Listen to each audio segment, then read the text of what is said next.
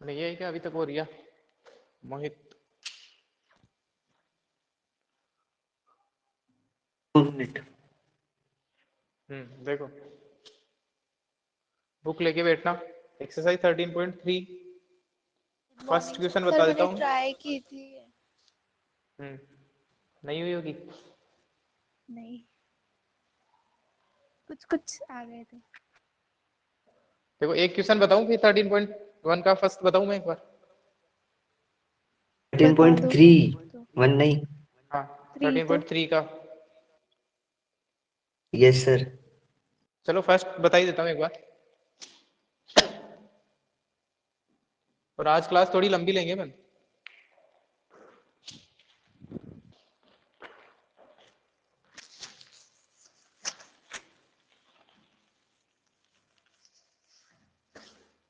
Sir 1 तारीख से school खुल रहे हैं ना? हम्म फाइनल है? फाइनली है। मैंने पहले ही कहा था इस बार एग्जाम होंगे तुम लोगों को, और इस बार एग्जाम भी होंगे ही सही। देखो क्वेश्चन देखते नंबर हैं कौन फर्स्ट। जीतता है। अभी तक भी अभी तक भी ये गलत फहमी में हो तुम लोग। नहीं नहीं, पोस्टपोन तो हो सकते हैं ना 5-10 दिन के लिए। हाँ पोस्टपोन हो सकते हैं भले। देखो क्वेश्चन देखो। Question number first. An urn contains, urn मतलब मटका है। An urn contains 5 red and 5 black balls. A ball is drawn at random. Its color is noted and is returned to the urn. Moreover, 2 additional balls of the color drawn are put in the urn.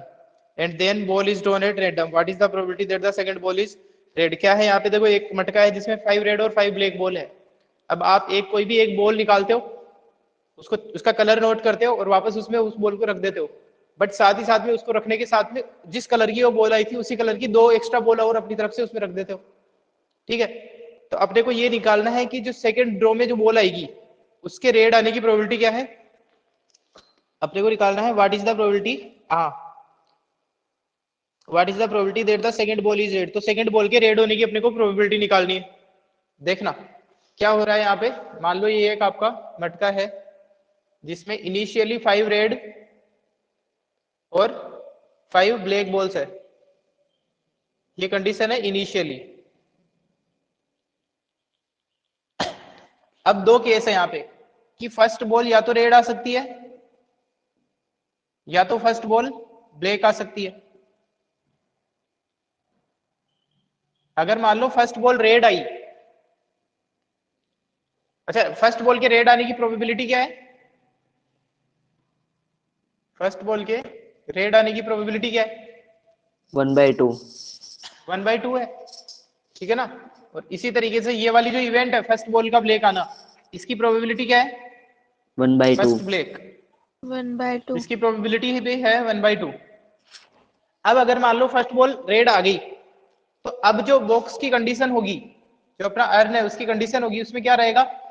जिस colour की ball आई है उसको तो वापस रखना ही रखना है, साथ में जिस कलर की बॉल आई है उसी कलर की 2 एक्स्ट्रा बॉल और रख दी है। तो अब इस बॉक्स का क्या सीन हो जाएगा? पहली बॉल रेड आई है तो बोलो। 12 बॉल हो जाएगी और 7 रेड हो जाएगी। 7 रेड हो जाएगी यहाँ पे और 5 ब्लैक रहेगी 5 ब्लैक। क्योंकि रेड आई थी तो आपने यस रेड रख सर। दी। अब इस कंडीशन में सेकंड रेड आने की प्रोबेबिलिटी क्या होगी बताओ? सेकंड रेड आने की प्रोबेबिलिटी क्या होगी जबकि फर्स्ट रेड आ चुकी है? तब बात कर रहा हूं मैं। यहां पे मैं अगर तुम्हें पूछूं कि प्रोबेबिलिटी ऑफ सेकंड रेड कब, जबकि फर्स्ट रेड आ चुकी है, ऐसे लिखूंगा इसको मैं। प्रोबेबिलिटी ऑफ सेकंड रेड जबकि बॉल फर्स्ट रेड बॉल आ चुकी है, तो इसकी प्रोबेबिलिटी कितनी हो जाएगी बोलो? बोलो। अरे ये जो 7 रेड और 5 ब्लैक है इनमें से रेड आने की प्रोबेबिलिटी क्या है? इसमें से रेड आने की प्रोबेबिलिटी 1/7/12। ठीक है। ये कब की बात है? सेकंड बॉल के रेड आने की प्रोबेबिलिटी है जबकि फर्स्ट बॉल रेड आ चुकी है। कंडीशनल प्रोबेबिलिटी लिखी है मैंने यहाँ पे। इसी तरीके से अगर मान लो फर्स्ट बॉल ब्लैक आ जाती तो बॉक्स का क्या सीन रहता बोलो? बोलो। अगर फर्स्ट बॉल ब्लैक आई है तो बॉक्स में कितनी बॉल हो जाएगी और कौन कौन से कलर की, मोहित?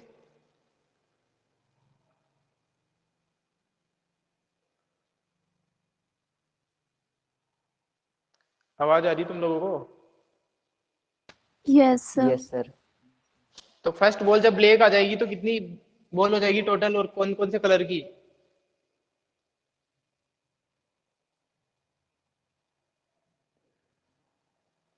बोलना यार, इसमें क्या बड़ी बात है? फाइव अरे तो सर वही फाइव 7 रेड ब्लैक हो 5 रेड। जाएगी। अब तो हाँ बोलना है ये भी, है ना? अरे तो नहीं, 5 रेड और 7 ब्लैक, क्योंकि पहली बॉल ब्लैक आई है तो सर। आपने 2 बॉल और ब्लैक पुट कर दी उसमें। अब सर ये वाली जो कंडीशन, हाँ बोलो। सर एक बार ये क्वेश्चन वापस से समझाओ, मुझे समझ नहीं आ रहा है। क्वेश्चन ये बोल रहा है कि आप किसी भी मटके में से एक बॉल ड्रॉ करोगे जिसमें 5 रेड और 5 ब्लैक बॉल है। अब उस 5 रेड और 5 ब्लैक बॉल वाले मटके में से जैसे ही तुम कुछ बॉल निकालोगे तो उसका कलर देखोगे, तो वो कलर या तो ब्लैक हो सकता है या तो रेड हो सकता है। दो ही पॉसिबिलिटी है। अब जैसे ही तुम कलर नोट करना है तुम्हें कि ये रेड मटका बॉल तो है, एक ही है ना? मटका तो मटका एक ही एक है ही है, ना? एक ही है, ठीक है ना? अब उसमें उसमें वो 5 वाली जो, लाल है और 5 ब्लैक है। हाँ 5 ब्लैक बॉल है, उसमें से एक बॉल निकालोगे, ठीक है? अब जो कलर की बॉल आई है उसको तो वापस रखना ही रखना है, साथ में जैसे मान लो ब्लैक कलर की बॉल आ गई तो उसको रखने के साथ साथ में 2 ब्लैक बॉल अपनी तरफ से और रख दोगे उसमें। अगर मान लो पहली बार में निकाली हुई अच्छा। बॉल रेड है तो उसके बाद में हाँ 2 रेड बॉल और रख दोगे अपनी तरफ से। तब अपने को सेकंड बॉल के रेड आने की प्रोबेबिलिटी निकालनी है। तो सेकंड कि बॉल रेड सेकंड कितने बॉल तरीके से आ सकती है यहाँ पे? सेकंड बॉल रेड कितने तरीके से आ सकती है? एक तो फर्स्ट रेड आई हो तब रेड आना, और एक फर्स्ट वाली ब्लैक आई हो तब ब्लैक आना। तो दोनों जो प्रोबेबिलिटी है टोटल प्रोबेबिलिटी हो जाएगी ना यहाँ पे। भाई आपको सेकंड बॉल के रेड आने की प्रोबेबिलिटी निकालनी है। अब यहाँ पे सेकंड बॉल रेड जो है वो 2 तरीके से आ सकती है, या तो फर्स्ट वाली रेड आए तब रेड आना, और या फिर फर्स्ट वाली ब्लैक आए तब रेड आना। अब ये दोनों काम एक साथ तो हो नहीं सकते, नहीं हो सकते ना? नहीं। दोनों काम एक, या तो ये होगी या तो ये होगी, तो अब टोटल प्रोबेबिलिटी निकालने के लिए क्या करेंगे? दोनों प्रोबेबिलिटीज को ऐड कर देंगे, ठीक है ना? बोलो। Yes sir. तो अब यस मेरे सर। को ये बताओ तुम, अब यहाँ पे वापस से मैं सेकंड रेड की प्रोबेबिलिटी निकाल रहा हूँ कब? जबकि फर्स्ट ब्लैक आ चुकी है। ये कंडीशनल प्रोबेबिलिटी लिखी है मैंने, probability of second ball red when first red ball is drawn. यहाँ पे अपन लिखते हैं प्रोबेबिलिटी ऑफ सेकंड रेड। कब आई है सेकंड रेड? जबकि फर्स्ट वाली बॉल कैसी आई है?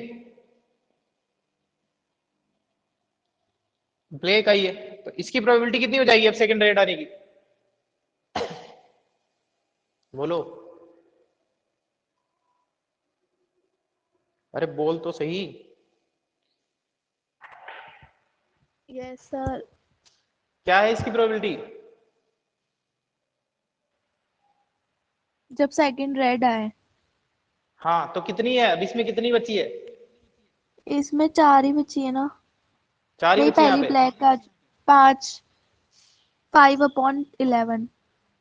11 क्यों? उसको वापस से रख रहे हो तुम? इसमें क्वेश्चन में क्या ब्लैक बोल रहा है वाली कि को भी वापस से रखनी वापस है वो से वाली रख बॉल। दो। हाँ, इसमें क्वेश्चन नहीं पढ़ा गया अभी तक भी, 3 बार तो मैंने समझा दिया। इसमें बोल रहा है कि a ball is drawn at random, its color is noted and then it is returned to the urn. Moreover, 2 additional ball of the same color will also be substituted. ठीक है? अरे मोहित आया नहीं है समझ में?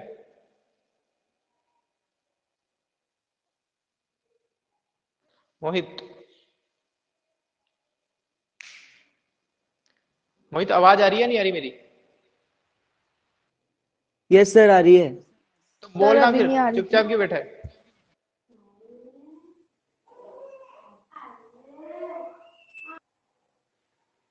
बताओ, ये आ गया समझ में क्वेश्चन यहाँ तक? Yes sir.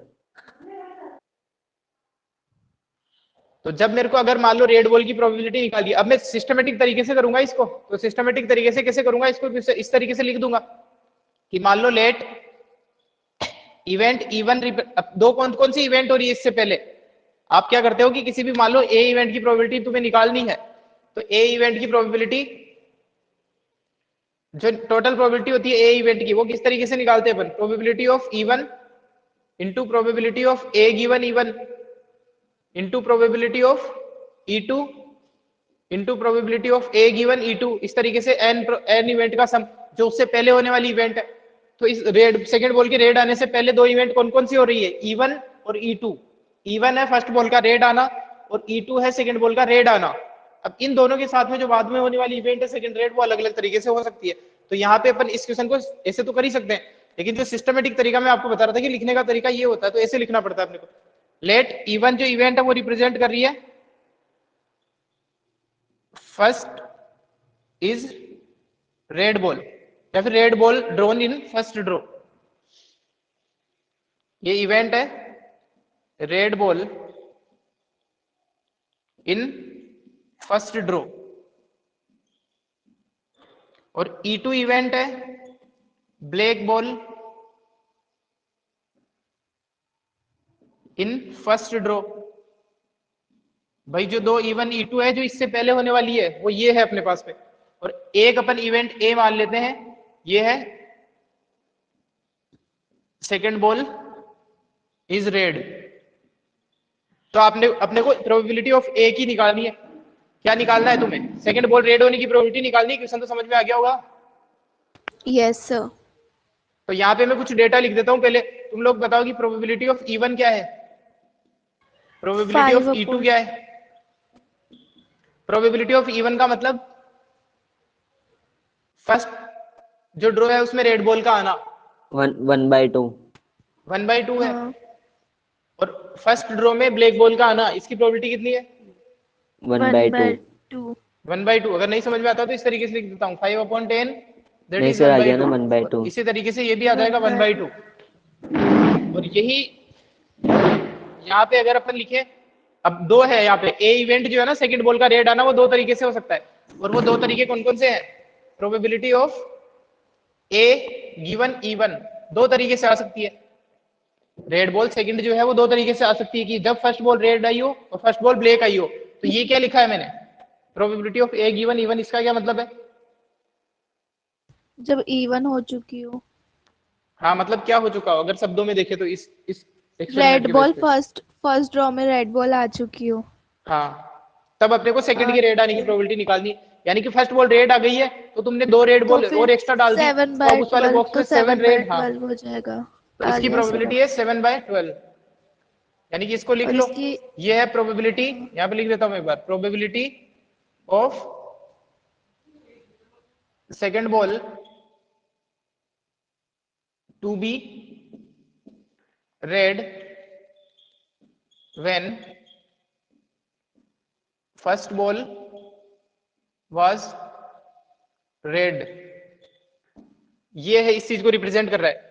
अब इसी तरीके से प्रोबेबिलिटी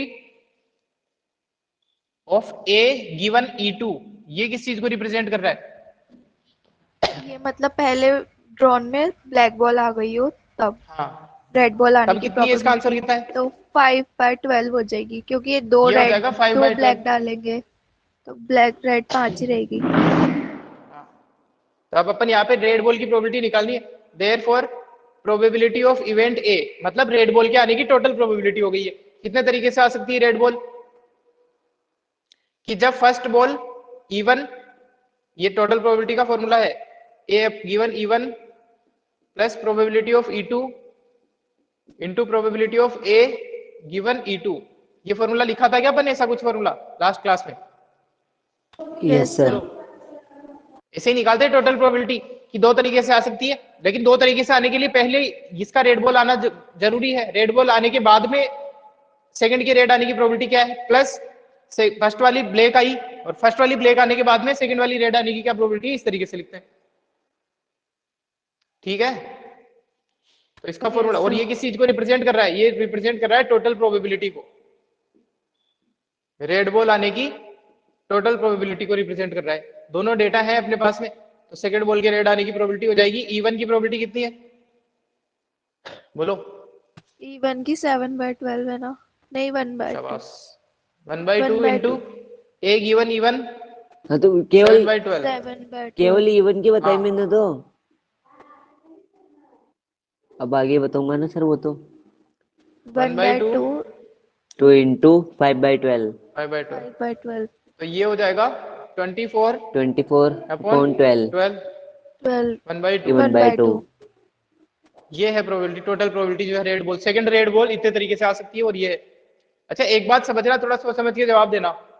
अगर मैं तुम्हें ये पूछूं कि probability of A intersection even, इसका क्या मतलब है? मतलब क्या है पहले तो ये बताओ।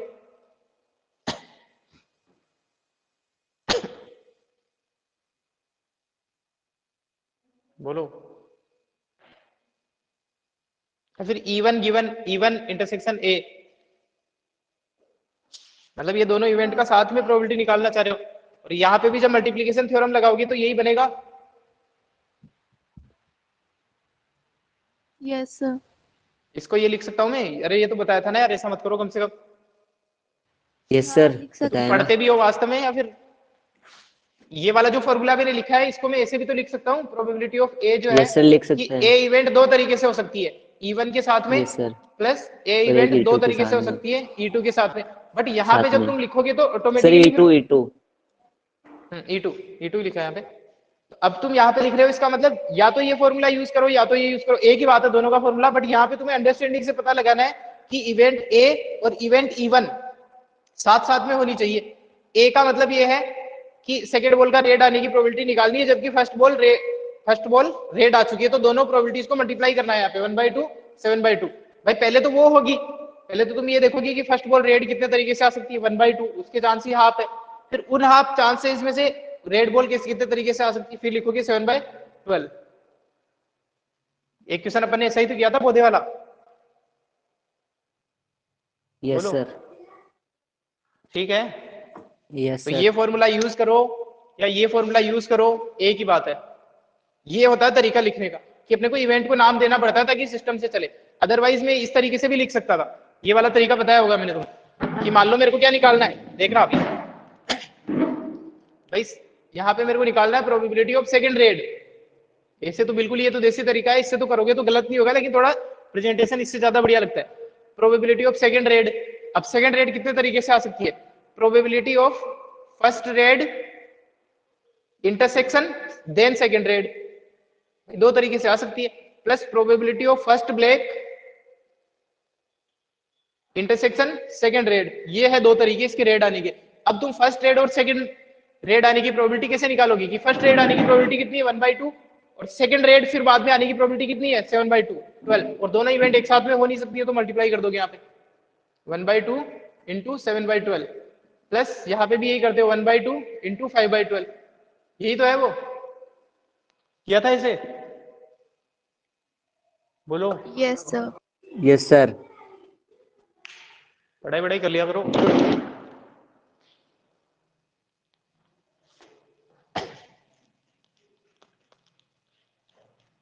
और जैसे ही तुम इस तरीके से लिखोगे देसी तरीके से, वो लिखने का तरीका भी तुम्हारे दिमाग में आ जाएगा कि कौन सी इवेंट को मैं ई1 ई2 बोलूं। जो पहले होने वाली इवेंट है उनको अपन नंबर में काउंट कर देते हैं, और बाद में होने वाली इवेंट एक पूछी जाती है अपने। अब इसी तरीके से आगे जाके अपने इसकी रिवर्स प्रोबेबिलिटी पूछी जाएगी, यहाँ तो केवल टोटल प्रोबेबिलिटी पूछी है। तो ये हो जाएगा इसका आंसर 1/2। इसका स्क्रीनशॉट लो, तो प्रैक्टिस करनी पड़ेगी। और अब तो पढ़ाई कर लो, 1 महीना ही है एग्जाम में।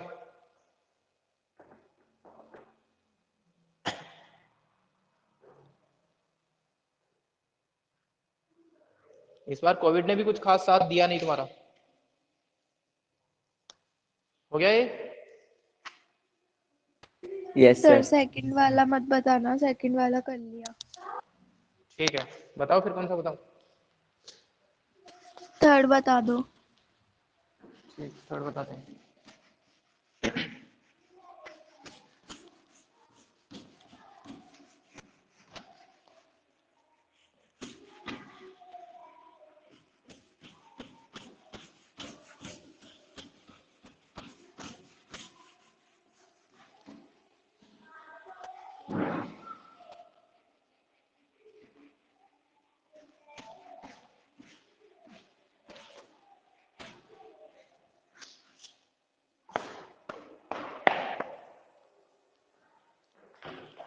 देखो थर्ड क्वेश्चन क्या है।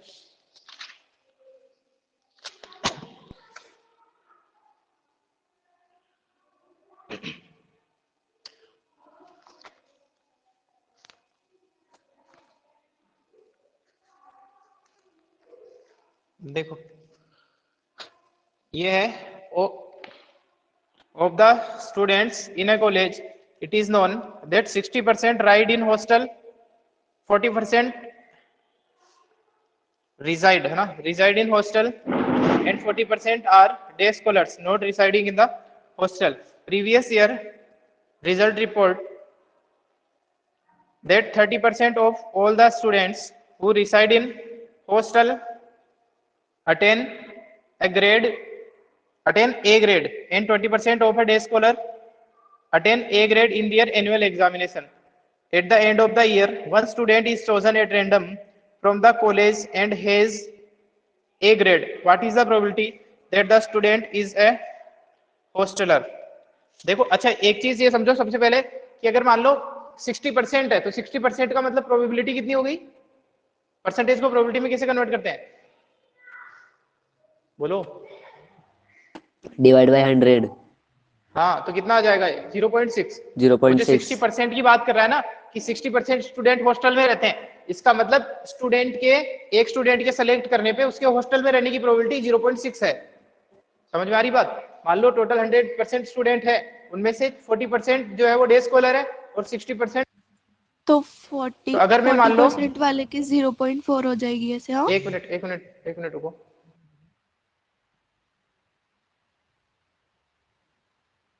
सर ये क्या कर रहे हो?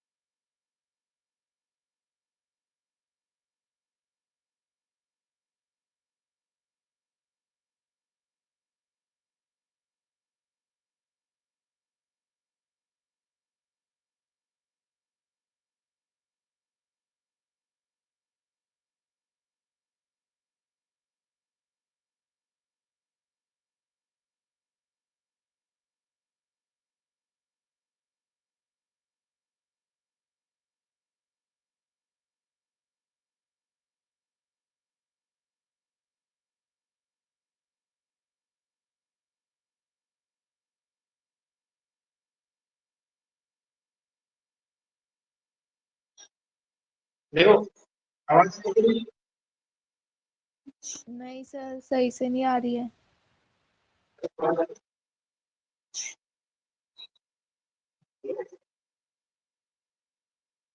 मोहित दिया सर इको हो रहा है।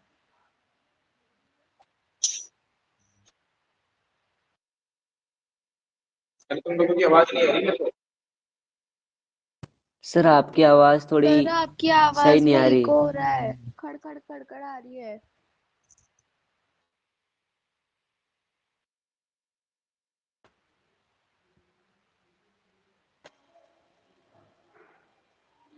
अच्छा बताओ आप लोगों को आवाज आ रही है मेरी? अब बता दो।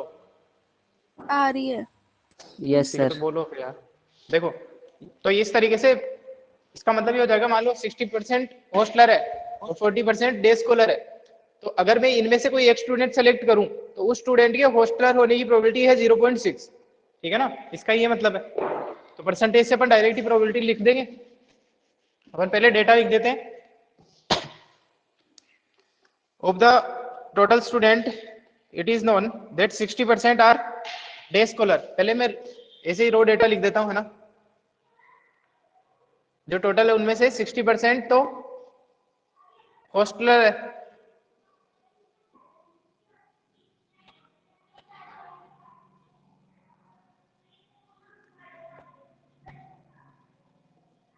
और 40% डे स्कॉलर, यानी कि नॉन हॉस्टलर हो गए एक तरह से, ठीक है ना। अब ये बोल रहा है कि जो रिजल्ट है, previous year result report that 30% of all the student who reside in the hostel attain a grade. जितने हॉस्टल में रहते हैं उनमें से 30% का, हॉस्टल में रहने वालों का 30% जो है उनको ए ग्रेड मिली है। तो अगर मैं यहाँ पे डेटा लिखना स्टार्ट करूँ तो देखो 60 का 30%। हाँ 60 का 30% है ना, 60% का 30%। तो यहाँ पे अगर मैं डेटा लिखूं तो कुछ ऐसे हो जाएगा, देखो प्रोबेबिलिटी ऑफ हॉस्टलर, एच मतलब तो सर अगर आप एक अपन को जैसे सर 60% कर रहा है हूँ ना और क्वेश्चन ये तो यार। 40% है, तो नहीं हाँ 60 और 40 मान के नहीं कर सकते क्या, जैसे वो नंबर में कन्वर्ट करके इनको थोड़ा सही आ 60 जाएगा उससे। उससे डायरेक्टली 60 इससे ज्यादा अभी स्टूडेंट्स देखो मान तो लो। सही क्वेश्चन को, एक मिनट रुको। ठीक है हाँ सर। हो जाएगा उससे भी, हो जाएगा उससे भी, लेकिन इससे ज्यादा इजी हो जाएगा। प्रोबेबिलिटी पीएच का मतलब है हॉस्टल में रहने वाले स्टूडेंट, तो ये 60/100 है, ये डायरेक्ट में 0.6 लिखता हूँ यहाँ पे। और प्रोबेबिलिटी ऑफ डे स्कॉलर या फिर नॉन हॉस्टलर ये है 0.4। यहाँ पे इसका क्या मतलब है, ये रिप्रेजेंट कर रहा है प्रोबेबिलिटी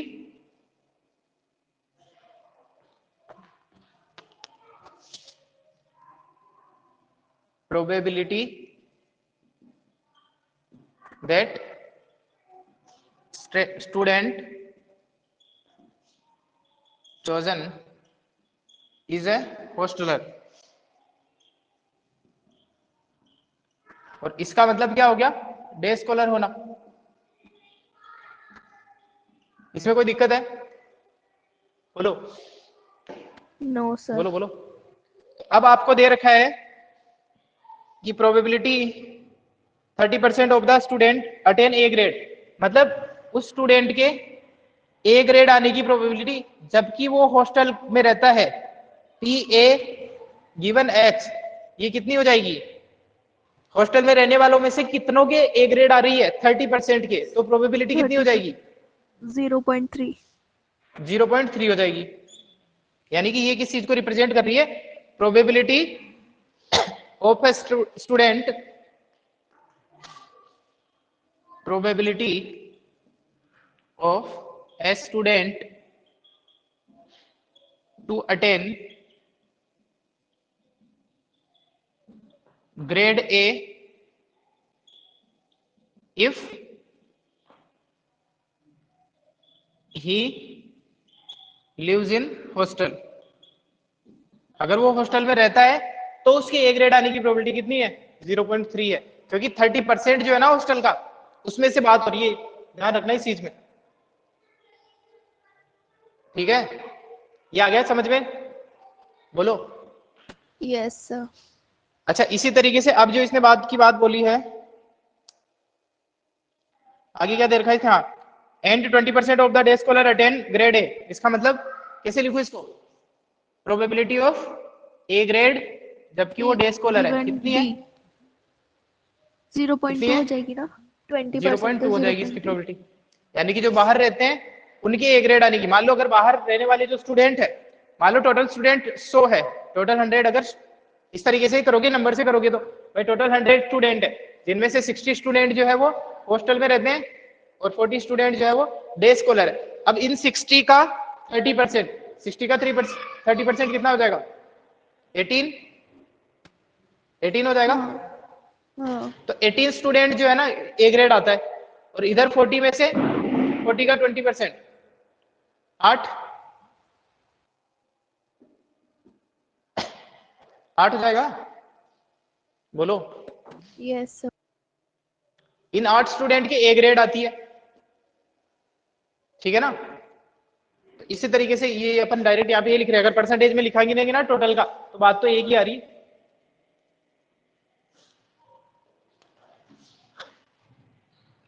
और इसका इसका मीनिंग लिख लेना, probability of student to attain grade A if he lives in if he is a day scholar.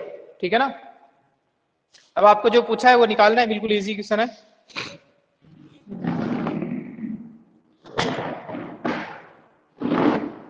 क्या निकालना है? क्वेश्चन नहीं पढ़ाया तुमने इतनी देर में? प्रोबेबिलिटी। हाँ, at the end of the year one student is chosen at random from the college and he was grade A, यानी कि उसके ग्रेड ए आ चुकी है। उस स्टूडेंट के ग्रेड ए आ चुकी है। What is the probability that student is a scholar day sorry hosteller, यही निकालना है। बोलो। Yes sir. Sir Bayes theorem से हो जाएगा। ये बेस थ्योरम से होगा। ये किस चीज को रिप्रेजेंट कर रहा है? ये जो रिक्वायर्ड है वही पूछा है ना, जो इन्हें पूछा है वो निकालना है अपने को कि स्टूडेंट एक स्टूडेंट ने जब चॉइस किया है तो उसके ए ग्रेड आ चुकी है, तो उसके हॉस्टलर होने की क्या प्रोबेबिलिटी है। तो ये बेस थ्योरम से हो जाएगा। क्वेश्चन कैसे होगा बेस थ्योरम से? देखो ऐसे लिख दो पहले तो कि probability of H intersection A, पहले तो कंडीशनल प्रोबेबिलिटी से लिख दो। अब ये जो ए है ना ग्रेड ए, ये कितने तरीके से हो पा रही है? ग्रेड ए वाली जो इवेंट है वो कितने तरीके से हो सकती है कि वो ग्रेड ए वाला या तो होस्टलर हो सकता है या तो नॉन होस्टलर हो सकता है। और ऊपर आपको लिखना है होस्टलर और ग्रेड ए। तो जो ऊपर लिखा हुआ है इसको मैं लिख सकता हूँ probability of H into probability of A given H upon probability of H into probability of A given H. Hosteller के ए ग्रेड आना और दूसरी कंडीशन ए ग्रेड आने की दूसरी कंडीशन क्या है? दूसरी पॉसिबिलिटी क्या है ए ग्रेड आने की? बोलो। वो है पीडी डॉट डे स्कॉलर के भी तो ए ग्रेड आ सकती है। पीडी हाँ, डॉट पी PD ए गिवन डी। एक ठीक है, और ये सारे डेटा यस अपने सर, पास में लिखे हुए हैं। हो जाएगा सर। ठीक है ना। टीएच लिखा हुआ है, पीडी लिखा हुआ है, हो इनकी वैल्यू जाएगा सर। रखो और आंसर बता देता हूँ, कर देता हूँ इस पर। टीएच का मतलब है 0.6, 0.6 ए गिवन एच का मतलब है 0.3 0.3 अपॉन 0.6 0.6 0.3 प्लस 0.4 0.4 इंटू इंटू 0.2 0.2। इसका मतलब ऊपर तो हो गया 0.18 और नीचे हो गया 0.18 प्लस 0.08। इसका मतलब 0.18 अपॉन 18 और 8 26 0.26। इसका मतलब ये हो गया 18 अपॉन 9/13। 26, यानी कि 9 अपॉन 13 आ जाएगी इसकी प्रोबेबिलिटी। ठीक है ना।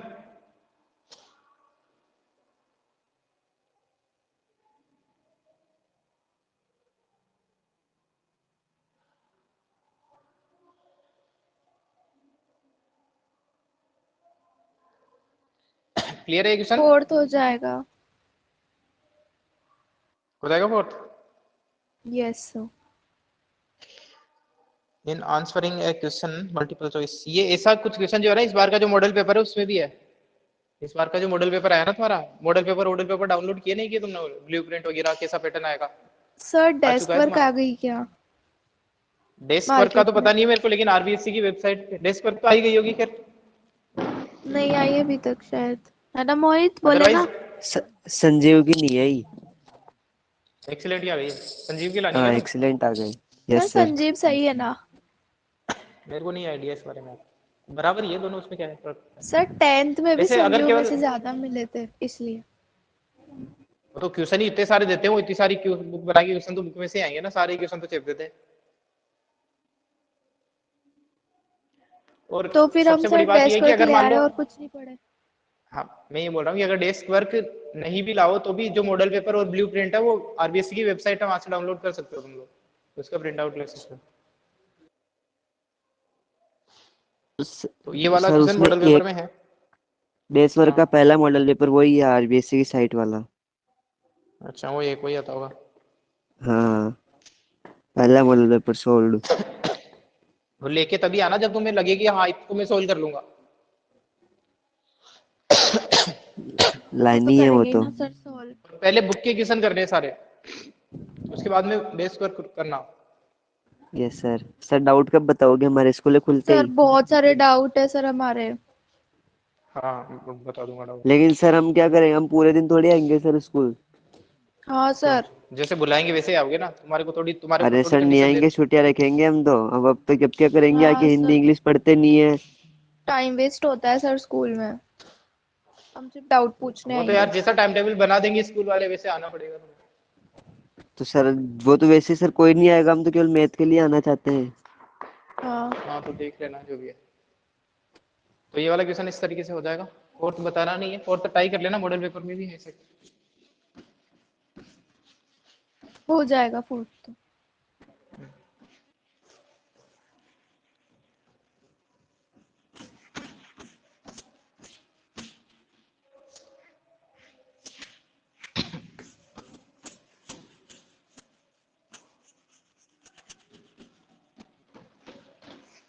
तो ये तो जब लिखने का तरीका है ना, जब की बात बता रहा हूँ मैं। अदरवाइज ऐसे क्वेश्चन को एमसीक्यूज में आते हैं ना, ऐसे क्वेश्चन जेई वगैरह में तो एमसीक्यूज में ही आते हैं।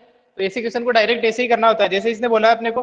पहले जो पूछा है ना वो लिखना होता है कि प्रोबेबिलिटी, इसकी प्रोबेबिलिटी पूछी है इसने।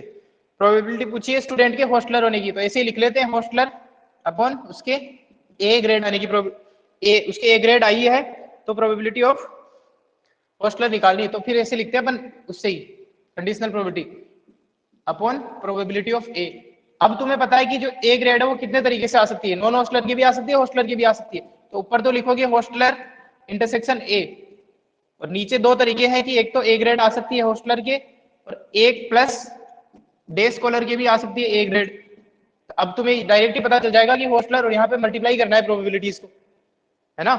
मल्टीप्लाई क्यों करना है, क्योंकि इंडिपेंडेंट इवेंट है दोनों, हॉस्टलर आना और डे हॉस्टलर होना, या नॉन नॉन हॉस्टलर होना और ग्रेड ए आना, दोनों इंडिपेंडेंट इवेंट है या नहीं है, क्या दोनों का एक दूसरे से रिलेशन है, कुछ कुछ रिलेशन नहीं है, तो यहाँ पे मल्टीप्लाई कर देंगे नहीं। कि हॉस्टलर होने की प्रोबेबिलिटी कितनी है 0.6 है, और ए ग्रेड हॉस्टलर में से आने की प्रोबेबिलिटी कितनी है। अब ध्यान रखना यहाँ पे हॉस्टलर में से ही देखना है अपने को, तो हॉस्टलर में से ए ग्रेड आने की प्रोबेबिलिटी कितनी है 0.3, और नीचे लिख देंगे 0.6 इंटू 0.3 प्लस ये जो बचा है 0.4 इंटू 0.2। तो इस तरीके से डायरेक्ट ही करते हैं एमसीक्यूज के क्वेश्चन। कंडीशनल प्रोबेबिलिटी के क्वेश्चन इतने टफ नहीं होते, बोर्ड में तुम्हारे ये क्वेश्चन 4 नंबर के आते हैं, और जेई में जब ये वाले क्वेश्चन आते हैं तो इजी पेपर माना जाता है उसको, इजी क्वेश्चन पे आ जाते हैं फिर।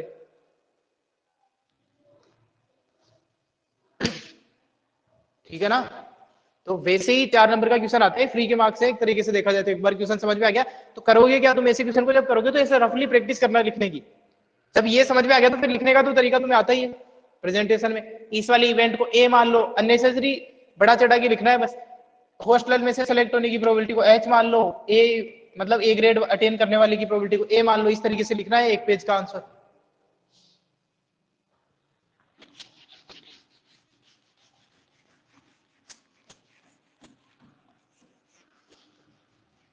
अब देखो अगला जो क्वेश्चन अपन करेंगे वो पहले मैं डायरेक्ट इस तरीके से बताऊंगा तुम्हें शॉर्टकट। अब कौन सा करें फिर, पांचवा देखें। पांचवा क्वेश्चन देखो,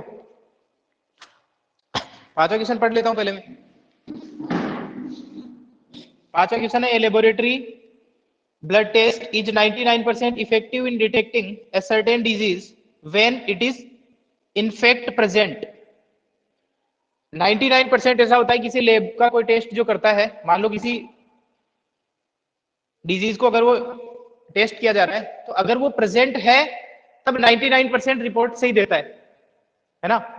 देखो क्या मतलब है इसका, कि मान लो किसी पेशेंट में ये वाला कोई जो रोग है, कोई डिजीज है वो प्रेजेंट है, तो आप टेस्ट कराने जा रहे हो, तो 99% टाइम तो ऐसा होगा, 100 लोग जाएंगे तो 100 में से 99% को जब है, 100 में से 100 को ही है, ये ध्यान रखना। ही कब की बात हो रही है, जब 100 में ही वो जो डिजीज है वो प्रेजेंट है, तो आप जो टेस्ट कराने जाओगे तो 99% को तो वो बता देगा कि ठीक है इनमें ये प्रेजेंट है, बट 1% ऐसा होता है वो फॉल्स नेगेटिव बता देता है, मतलब इसमें वो प्रेजेंट तो था बट ये टेस्ट क्या बताएगा तुम्हारा कि उसमें वो प्रेजेंट नहीं है।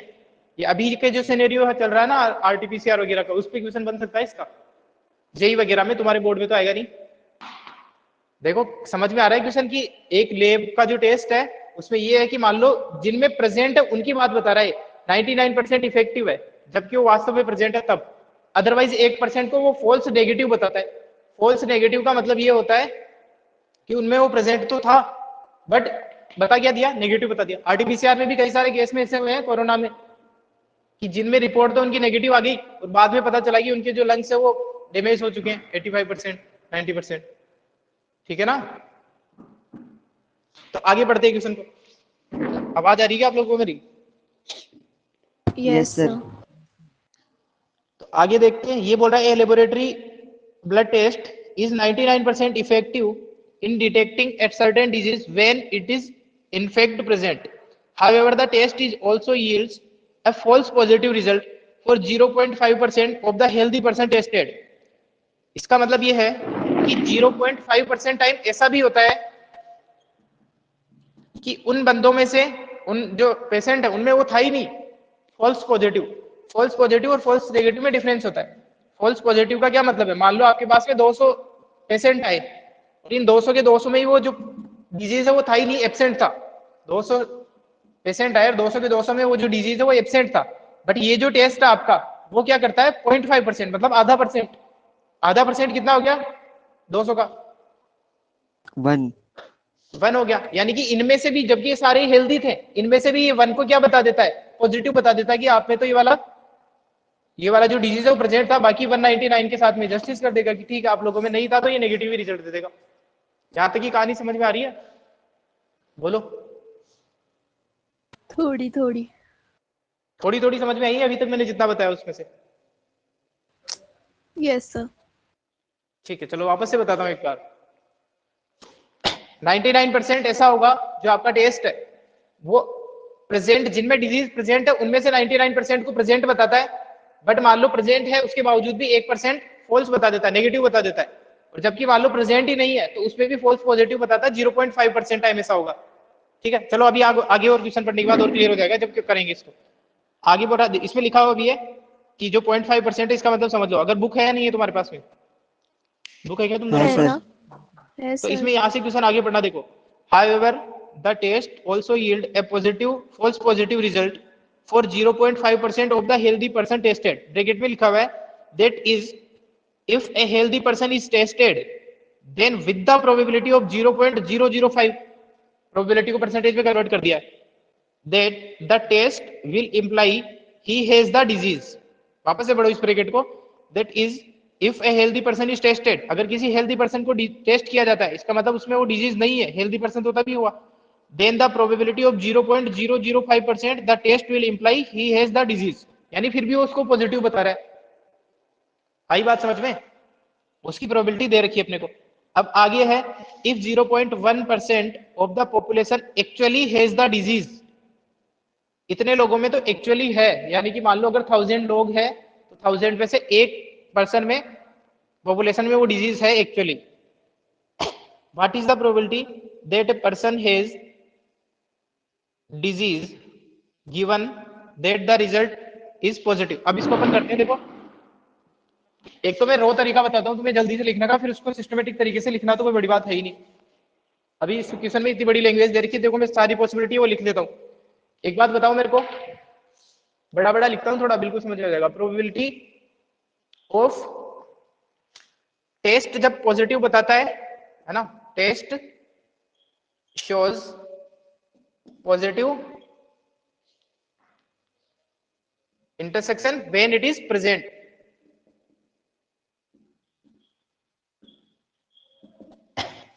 Test shows positive intersection when it is present. इसकी प्रोबेबिलिटी कितनी है? 0.99। बोलो सही है? Yes sir. भाई टेस्ट डिटेक्ट कर लेता है, डिटेक्ट करेगा तो क्या बताएगा? पॉजिटिव ही बताएगा। अपन ने तो यही सीखा है बचपन से कि किसी टेस्ट का पॉजिटिव आ जाता है इसका मतलब वो चीज है, उसमें वो वायरस है पर्टिकुलर। तो अपन ने नॉर्मल तरीके से लिख रहे हैं, अपन बाद में लिख देंगे सिस्टम से। तो test shows positive intersection it is present, यानी कि वो जब प्रेजेंट है तो पॉजिटिव आने की प्रोबेबिलिटी है 0.99। अब मैं लिखता हूं आगे, टेस्ट शोज नेगेटिव जबकि वो प्रेजेंट ही नहीं है, व्हेन इट इज एब्सेंट, यानी कि आदमी तो स्वस्थ है, sorry, test shows negative when it is present. जब वो है तभी भी वो नेगेटिव बता देता है, फॉल्स। तो इसके चांसेस कितने बचे? 0.01।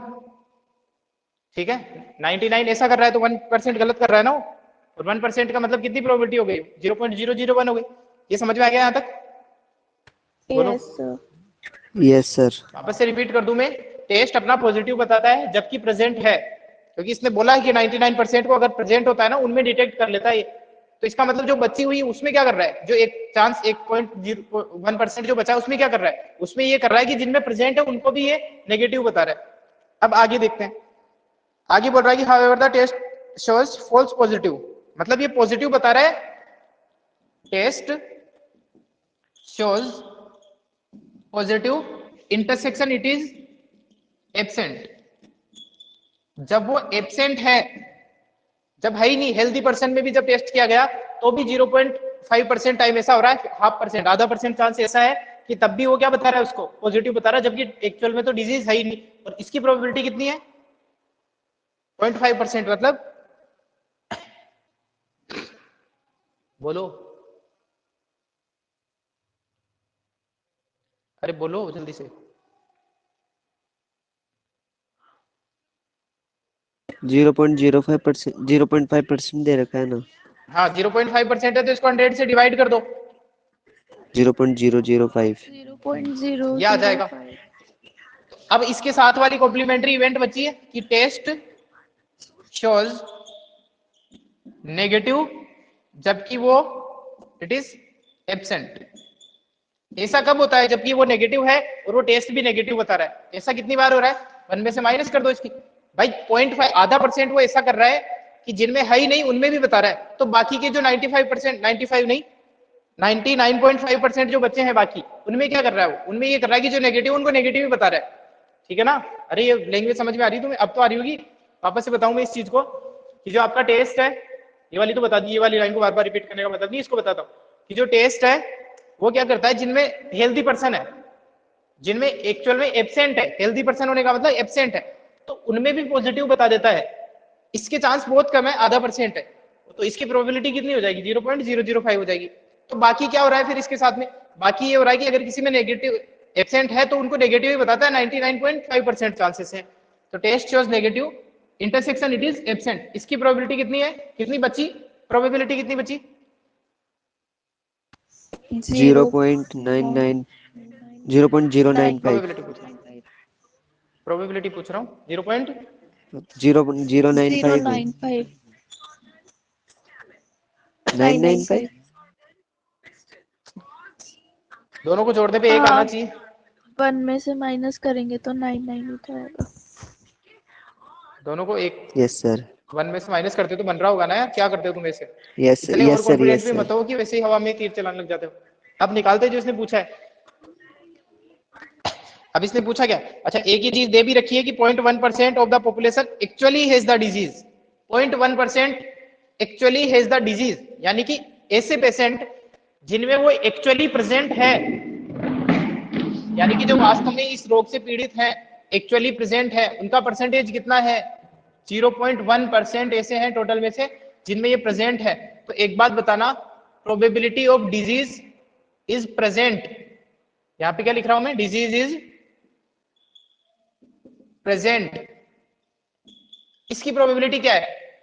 समझना बात को। 0.1 में एक्चुअली है, यानी कि 1000 में से जो टोटल 1000 है, इनमें से एक में तो ये डिजीज प्रेजेंट है, इनमें ये डिजीज एब्सेंट है। अगर तुम इनमें से एक बंदे को उठाओगे तो क्या प्रोबेबिलिटी की उसमें डिजीज प्रेजेंट होगा? बोलो बोलो। 1/1000।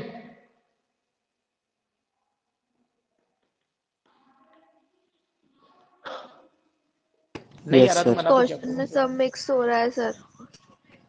यार, ऐसे मत बोला करो रिया, ये आदत खराब है तुम्हारी की पूरा समझाने के बाद भी इतना इतना समझ में आया, स्टेप बाय स्टेप समझ में आएगा। यहाँ तक समझा दिया तो आगे की बता ही रहा हूँ। वहां तक तो आ गया था। हाँ तो आगे जो पूछा, आगे क्वेश्चन में क्या दे रखा है? आगे दे रखा है कि जो टोटल पॉपुलेशन है उनकी 0.1% में ये डिजीज प्रेजेंट है, एक्चुअली प्रेजेंट है। 0.1% का मतलब ये हो गया कि 1000 में से एक, यही होता है ना? यस। तो मैं इसकी प्रोबेबिलिटी निकालने की कोशिश कर रहा हूँ कि मान लो 1000 है तो एक में ये प्रेजेंट है और 999 में ये एब्सेंट है। तो अगर इन 1000 में से मैं एक पेशेंट को उठाऊंगा या एक नॉर्मल आदमी को उठाऊंगा तो क्या प्रोबेबिलिटी है कि उसमें वो प्रेजेंट हो, तो कैसे निकालते हैं अपन प्रेजेंट होने की? प्रेजेंट होने की फेवर में कितना, 1/1000 कितना आ जाएगा 0.001, या फिर इसको डायरेक्टली प्रोबेबिलिटी में कन्वर्ट करो ना यार, क्या तुम भी 0.1% है, इसको 100 से डिवाइड कर दो, बोलो जीरो कितना आ पॉइंट जाएगा? Zero zero yes sir 0.001। ये आएगा, देख लो एक बार। Yes sir. Yes sir.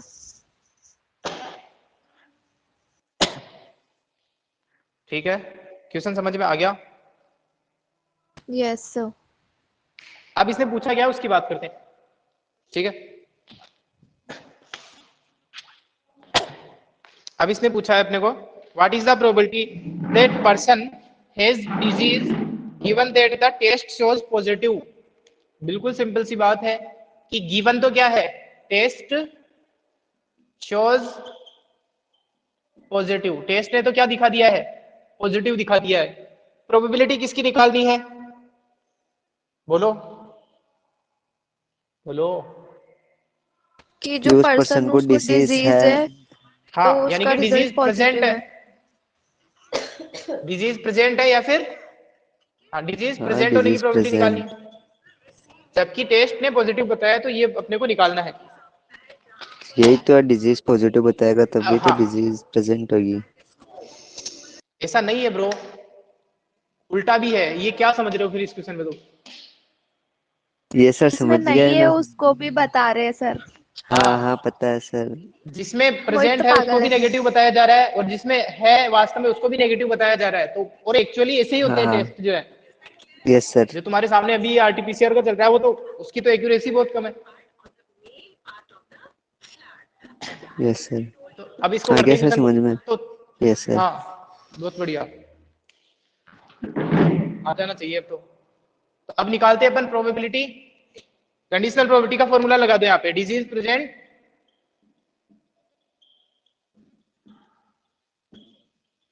Intersection test shows positive upon probability of test shows positive. Bayes theorem. ये हो जाएगा, बेस थ्योरम लगेगी। यानी कि तुम ये बता दो कि टेस्ट पॉजिटिव कब कब बताता है। टेस्ट पॉजिटिव बताने के दो तरीके हैं, देखो, टेस्ट शोज पॉजिटिव जबकि ये प्रेजेंट है, टेस्ट शोज पॉजिटिव जबकि ये एब्सेंट है। यानी कि दो तरीके हैं टेस्ट के पॉजिटिव बताने के। इन दोनों प्रोबेबिलिटीज को अपने को ऐड करना पड़ेगा। और ऊपर जो बात कर रहा है, कौन सी प्रोबेबिलिटी की बात कर रहा है ऊपर,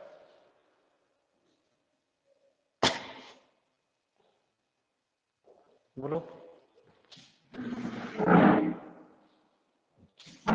देखो, इसको मैं ऐसे लिख सकता हूं, अरे यहां तक समझ में आ गया फॉर्मूला मैंने जो लिखा है, बहुत मेहनत लगी है यस यार। सर। ये नीचे दिया हुआ है ना 0.99, ये डिजीज प्रेजेंट व्हेन हाँ, इसका डिजीज यूज शोज होगा, इसका मैं पॉजिटिव। बताता हूँ। हाँ, यस सर। इसका यूज होगा, इसका यूज होगा, मैं बताता हूँ। अच्छा, डिजीज एब्सेंट भी लिख देता हूँ मैं, प्रोबेबिलिटी ऑफ डिजीज एब्सेंट। इसकी प्रोबेबिलिटी कितनी बचेगी, अगर इतने में प्रेजेंट है तो जिनमें नहीं है उनकी प्रोबेबिलिटी क्या हो जाएगी, बोलो। 0.00। 0.999। हाँ 0.999। एक से माइनस करते नहीं बन रहा यार, हाँ तो यही जीरो तो बोल पॉइंट रहा हूँ nine sir nine zero nine point nine nine nine तो यही तुम तो तो बोल बोला रहे हो, वो मैंने। कुछ और ही बोल रही है ना। वो तो ऐसे ही है फिर। ठीक है, अरे ठीक है, बोलो यार। Sir yes sir. लेकिन साफ हो गया क्या? हाँ बोलो। कुछ नहीं। अब करते हैं इस क्वेश्चन को ओपन, इसको लिखते हैं सही तरीके से। तो ये जो है इंटरसेक्शन वाला, इसको मैं लिख सकता हूँ probability of disease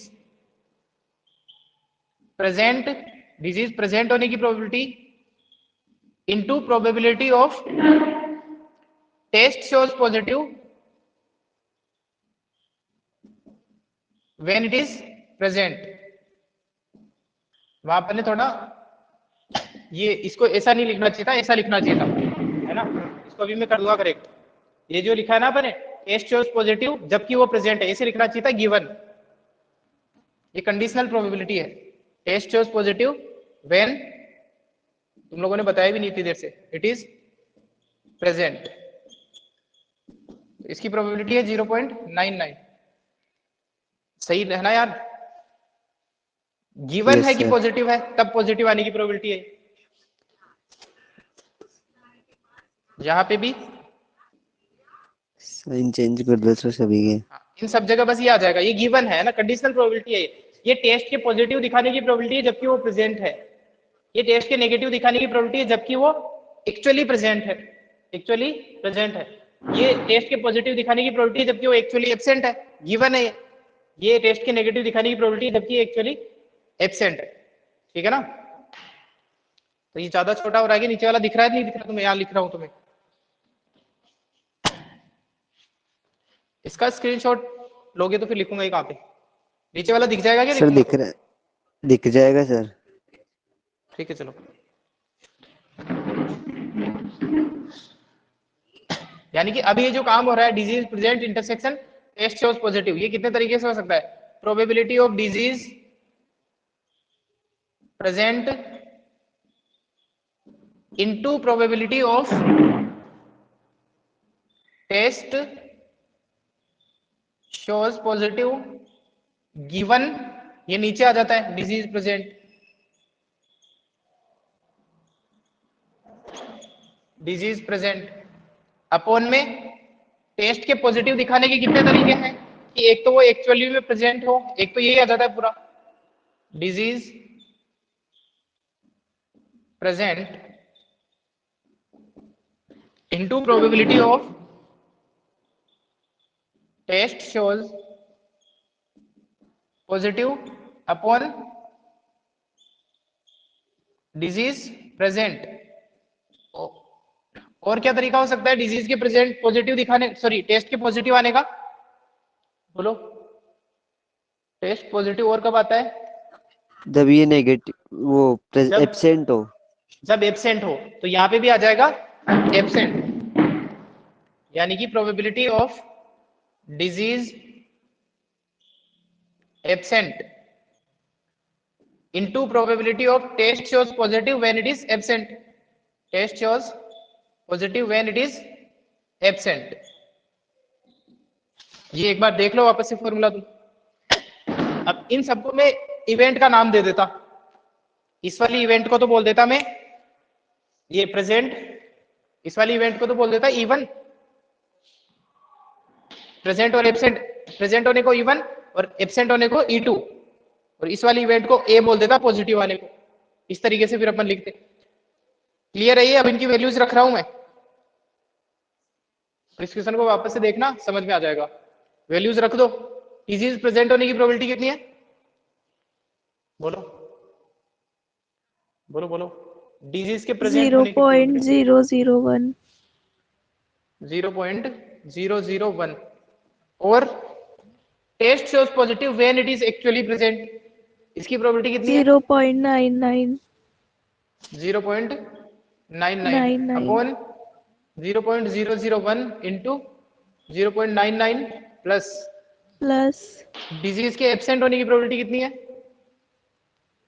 0.999 999 into test shows positive when it is absent, test shows positive when it is absent 0.005 005। इसको सोल्व करोगे तो आंसर आ जाएगा। ठीक है? 4 नंबर के क्वेश्चन आते हैं कंडीशनल प्रोबेबिलिटी के, इसलिए ये आते 4 नंबर के का क्योंकि प्रेजेंटेशन के मार्क्स है।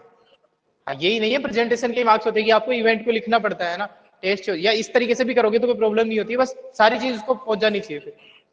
फिर ये देखो ऐसे प्रेजेंट, गसड़ पसड़ करेंगे तो भी 4 नंबर मिल जाएंगे क्या? ये घसड़ पसड़ नहीं है यार, ये तो और देखो मैं यहाँ पे क्या करूंगा, आप नहीं सुनो। सर, ये तो साफ है, लेकिन हम कुछ गसड़ पसड़ कर दे तो भी थोड़ा बहुत। घसड़ पसड़ तो मतलब गलत मत करना, सही कर देना। हाँ वो हाँ तो सर, हमसे होता बहुत क्या है, काटा पीछी होती है। देखो एक्चुअली होता क्या, अब मैं ये क्या बोलता तुम्हें पता ही चल गया होगा, मैं ये जो इवन है ना, इवन इवेंट को नाम बोल देता कि टेस्ट का जो पेशेंट है उसका, उसमें डिजीज का प्रेजेंट होना, ये इवेंट है इवन, तो इसकी प्रोबेबिलिटी P1 को क्या लिखता फिर 0.001 बोल देता। इसी तरीके से E2 में बोलता टेस्ट जो पेशेंट है, जो आदमी है, उसमें डिजीज का एब्सेंट होना, ये E2 हो जाती। इसकी प्रोबेबिलिटी फिर मैं ये बोल देता। फिर मेरे को निकालनी किसकी, ए इवेंट बोल देता मैं कि टेस्ट का पॉजिटिव शो करना, टेस्ट का पॉजिटिव शो करना।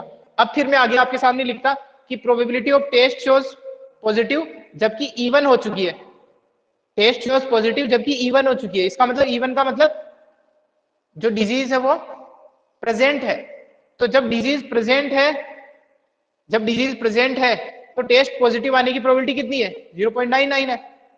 लिखू क्या इसको सिस्टमेटिक तरीके से? बोलो, नो सर, रहने दो। बताओ जल्दी।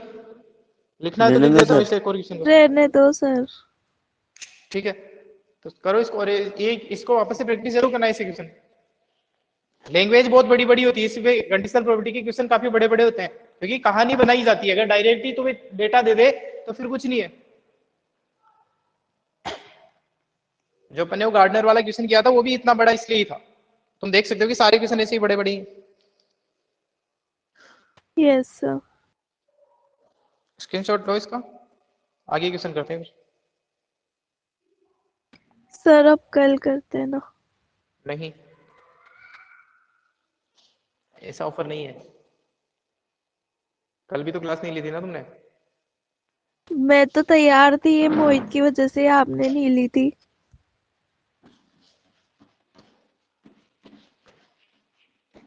वो पढ़ाई पढ़ाई आई होप आप कर रहे होंगे, वो नहीं कर रहे हो तो अब करने लग जाना। अगर भगवान की दया से थोड़ी बहुत एग्जाम आ गई, किसके तो 45 डेज मिल जाएंगे, नहीं किसके तो फिर गिने चुने 1 महीना ही है।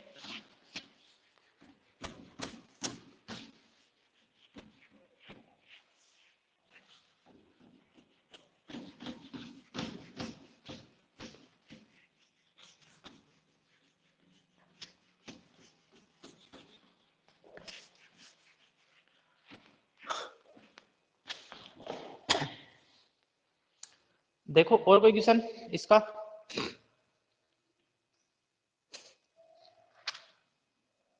बोलो, और कोई क्वेश्चन बताना है? 13वां। 13वां डायरेक्ट? डायरेक्ट 13वां। वैसे ही अब मजे इसके ले बीच रहे हो में तो यार नहीं सर, ये इस वाली। 13वां समझ में नहीं आ रहा क्वेश्चन ऐसे क्या, इसलिए 13वां। अच्छा, इसको पढ़ा फिर भी समझ में नहीं आया, इसलिए बाकी तो पढ़ा ही नहीं। शाबाश। भूल गया, पढ़े थे कल, कोई समझ में नहीं आए, इसलिए 2-4 तुम्हें क्वेश्चन एक पढ़े थे वो समझ। अब आ जाएगी समझ में। आप करोगे तो अब आ यस जाएगा, सर। थोड़े क्वेश्चन किए ना। इसीलिए तो मैं डायरेक्ट, इसलिए तो डायरेक्ट 13 पे कूद गया। देखो, probability that A speaks truth is 4/5। A coin is tossed, a coin को ए के सही सच बोलने की जो प्रोबेबिलिटी है ना, A speaks truth, probability of A speaks truth, इसकी प्रोबेबिलिटी दे रखी है 4/5। यानी कि probability of A speaks a lie, इसकी प्रोबेबिलिटी कितनी है? झूठ बोलने की प्रोबेबिलिटी कितनी है इसकी? 1/5। 1 - 4/5। 1/5। 1/5। अरे मोहित आज कैसे, मोहित जैन, देखो अब A coin is tossed, A reports that head appears, the probability that actually head. अच्छा, वैसे हेड और टेल आने की प्रोबेबिलिटी क्या होती है? 1/2, 1/2। 1/2, और टेल आने की प्रोबेबिलिटी भी 1/2 होती है। अब अपने को निकालना ये है द प्रोबेबिलिटी, हाँ ए रिपोर्ट, ए ने रिपोर्ट किया है हेड आना, यानी ए ने क्या कहा है? ए रिपोर्ट्स हेड, तो अपने को एक्चुअली हेड आने की प्रोबेबिलिटी निकालनी है। The probability that actually head है ना, हेड आने की प्रोबेबिलिटी निकालनी है, जबकि ए ने भी हेड कहा है। ठीक है, तो एक इसमें क्वेश्चन में पूछा, अब इसको अपन कंडीशनल प्रोबेबिलिटी का फॉर्मूला लगा के कर सकते हैं।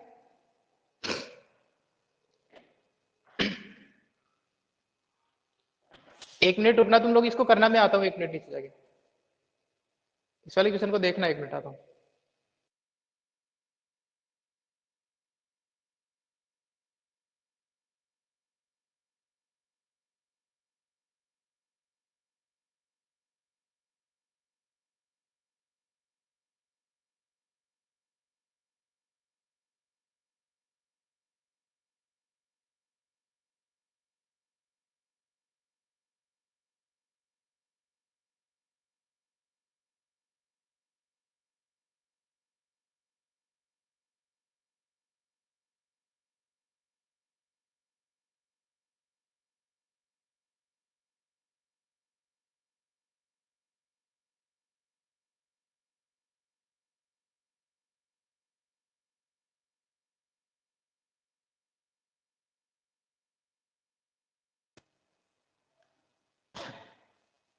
देखो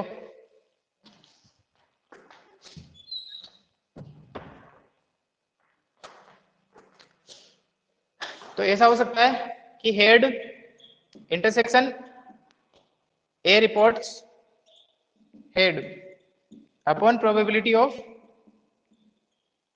ए रिपोर्ट्स हेड। तो इसका क्या मतलब है कि हेड आना और ए का भी हेड रिपोर्ट करना। इसका मतलब हेड आया है और ए ने भी हेड ही बताया है। देखो ना, हेड आया है, एक्चुअली हेड आने की प्रोबेबिलिटी निकालनी है अपने को। ए रिपोर्ट हेड, इसका मतलब ए ट्रू बोल रहा है, सच बोल रहा है इस बार। जब ये दोनों इवेंट एक साथ में कब होगी? 4/5 हो हेड ही जाएगा। आया हो, वापस हेड आया हो और ए ने भी हेड रिपोर्ट किया हो।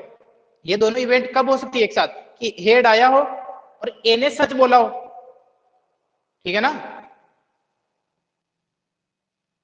दोनों इवेंट एक साथ होने का मतलब ए भी हेड रिपोर्ट करे, इसका मतलब ए सच बोल रहा हो उस टाइम पे, तब दोनों इवेंट एक साथ में होगी। तो 1/2 और ए ने जो ट्रू, ए के सच बोलने की प्रोबेबिलिटी कितनी है? 4/5 है। 4/5 ए जो है वो कितने तरीके से हेड को रिपोर्ट कर सकता है? एक बार तो वो रिपोर्ट कर सकता है जब वो सच बोल रहा हो, है ना? ए जो है वो हेड और कितने एक बार तरीके से जब बता सकता है? कि एक बार तो एक बार टेल आया जब हो, सच देखना, बोल रहा हो। देखो एक बार तो हेड आया हो और ए जो है वो सच बोल रहा हो, ट्रूथ बोल रहा हो। प्लस ऐसा हो सकता है कि एक्चुअली तो टेल आया है बट और बट वो वो झूठ बोल रहा है। झूठ बोल रहा हो। तभी भी तो यही हो गया ना भाई, उसने क्या रिपोर्ट किया? हेड आया। झूठ कैसे? मतलब आया तो टेल है बट वो बोल क्या रहा है कि हेड आया है, तो झूठ बोल रहा है, तभी होगा ऐसा।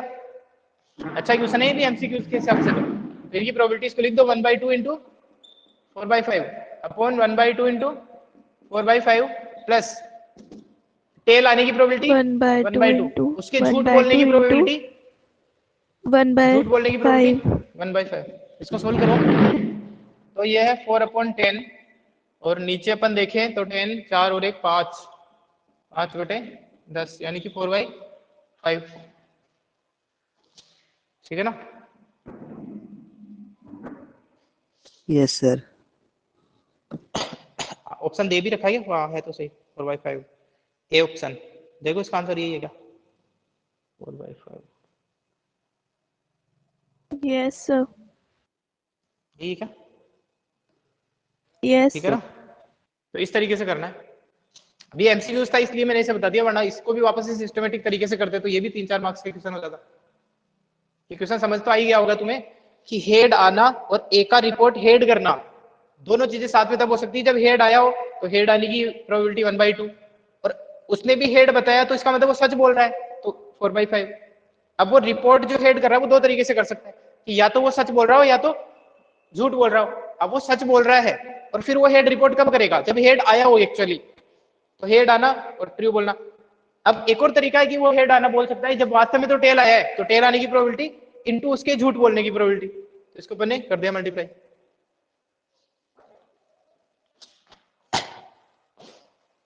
ठीक है? इस चैप्टर को पढ़ के तुम्हें ये नहीं लग रहा होगा कि यार 12th क्लास में ही तो है क्या बच्चों को इतने खतरनाक खतरनाक क्वेश्चन दिए जा रहे हैं? नहीं लग रहा सर। चलो बढ़िया है। तो इस तरीके से ये वाला क्वेश्चन इतना ही है, बस थोड़ा सा इसको फील करने की जरूरत है ना, कि अपन को समझ में इसलिए नहीं आएगा कि किसको किसके साथ में रिलेट करें। अब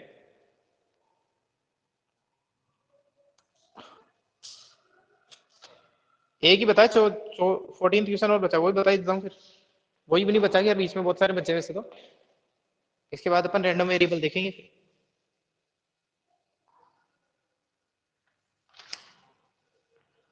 बताऊं 14th क्वेश्चन क्या कर लोगे? बताओ सर। कर लेंगे हम। सर ये ए सबसेट वाला कुछ आ रहा है, बता दो। हम्म नीचे भी ऑप्शंस भी थोड़े अलग अलग है।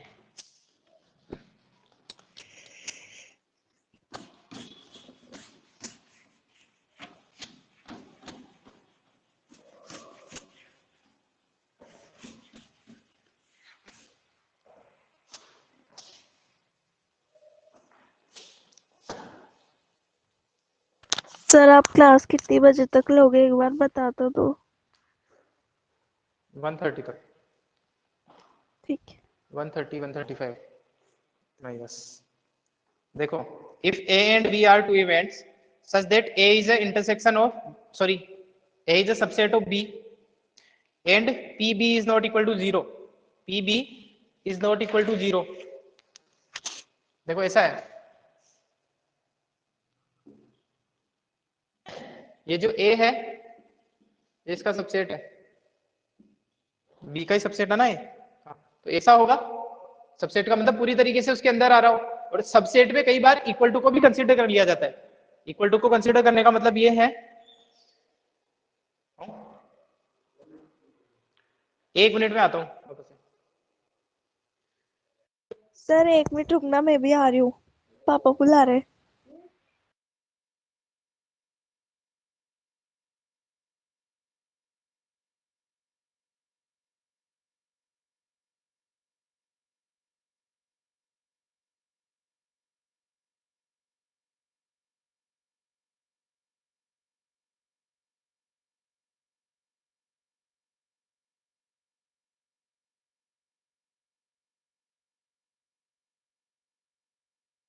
हाँ सर।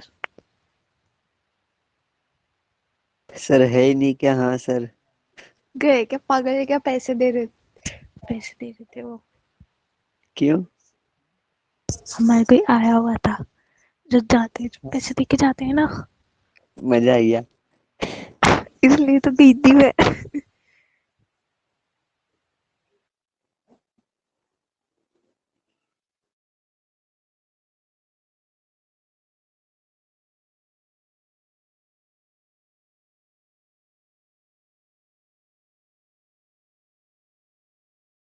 हो गई क्या तेरे सारे क्वेश्चंस? गायब हो गई। क्वेश्चंस हो गए क्या रे रिया?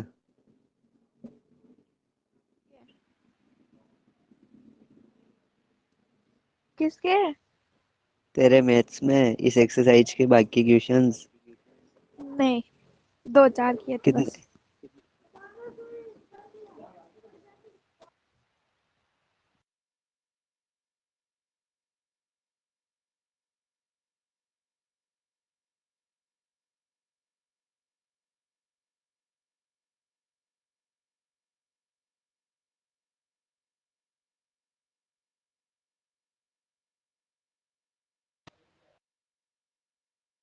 सर आज बार बार हो। ठीक है, आ गई क्या रिया? आ गई ना? मैं कब तो की आ गई सर? फटाफट वो ही तो जाके आ गई थी सर। वो तो सर देखो क्या, वो बार कोई बार कहाँ आया जा था रहे हो जो सर आज? पैसे दे रहा था। अरे यार हाँ पैसे लेने गई थी सर ये मेहमान से। सर मम्मी बोलने आई थी कि वो जा रहे थे, तेरे को दे के जाएंगे, जल्दी जा। कितने पैसे देके गए? 200 रुपए का नोट दे के गए। अरे वाह, मजा आ गया। गजब सर, 200 रुपए। गजब हो गया काम। ऐसा कौन आया था 200 रुपये देने वाला? पापा के फ्रेंड था समझ कोई, जाओ, पापा की आते फ्रेंड भी रहते 200 रुपये हमारे। दे जाते? अरे तो सर देखो कोई भी दे जाता है, बहुत दिनों बाद दिखती हूँ तो। देखो, A is a subset of B जो है, उसका मतलब वैसे तो इतना ही होना चाहिए, लेकिन इसने जो क्वेश्चन में कंसीडर करा वो ऐसा भी है ना, कि प्रॉपर सबसेट, इसको बोलते हैं इम्प्रॉपर सबसेट, इसको बोलते हैं प्रॉपर सबसेट, ठीक है ना?